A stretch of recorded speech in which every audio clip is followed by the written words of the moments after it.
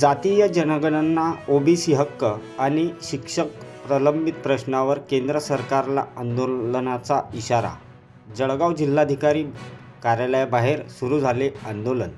नमस्कार, तुम्ही पाहत आहात जळगाव मिरर. जातीय जनगणना, ओबीसी हक्क आणि शिक्षकांच्या प्रलंबित प्रश्नावरून भारत मुक्ती मोर्चा आणि राष्ट्रीय मागासवर्गीय मोर्चा केंद्र सरकारविरुद्ध आक्रमक पवित्रा घेत असून संघटनेने आपल्या विविध मागण्यांसाठी 4 टप्प्यात देशव्यापी चरणबद्ध आंदोलन जाहीर केले असून त्याचा दुसरा टप्पा आज शुक्रवारी दिनांक 13 मार्च रोजी दुपारी 12 वाजता जळगाव जिल्हाधिकारी कार्यालयासमोर धरणे आंदोलनाच्या रूपात पार पडत आहे.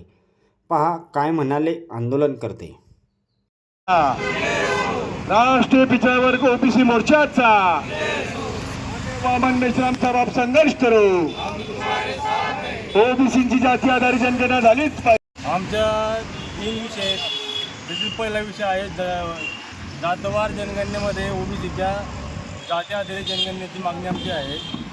ओबीसी प्रवर्गावर होणाऱ्या भाजपद्वारे ओबीसी सोबत केलेली धोकेबाजी म्हणजेच कॅबिनेटमध्ये केंद्र सरकारने ओबीसी समाजाची जाती आधारित जनगणनेची घोषणा केल्यानंतरही ती ओबीसीच्या जनगणनेच्या कॉलममध्ये ओबीसीचा म्हणजे ओबीसीचं जे पत्रक काढलेलं आहे त्याच्यामध्ये ओबीसी जाती आधारित जनगणनेचा कॉलमच नाही. याच्याविरोधात आमचा आजचा धरणा प्रदर्शन आहे. त्यानंतर UGC बिल हे सक्तीने लागू करण्यात यावं यासाठी आमचं धरणा प्रदर्शन आहे.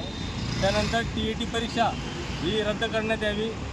2011 पूर्वीचे जे शिक्षक होते जे लागलेले आहेत आज नोकरी करत आहेत त्यांना TAT परीक्षेपासून मुक्त करण्यात यावी. या आमच्या 3 मागण्या आहेत.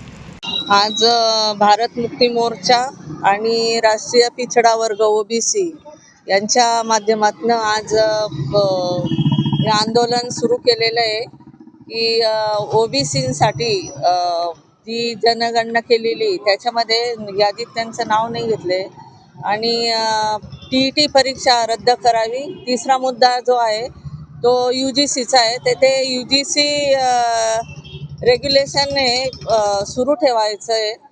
त्या रेग्युलेशनला UGCमध्ये जे आहे आम्ही याचिका दाखल केली होती सुप्रीम कोर्टाला की जे आत्महत्या करतात विद्यार्थी अनुसूचित जाती जमातीचे जे विद्यार्थी ओबीसीचे तर त्यांना जात प्रताडित केले जाते आणि त्यांना शिक्षणापासून वंचित ठेवलं जात आहे.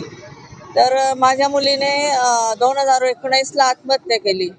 आत्महत्या केल्यानंतर बरंचसं आंदोलन झाले, मोर्चे झाले, राज्यभर याचा हे पसरला गेला.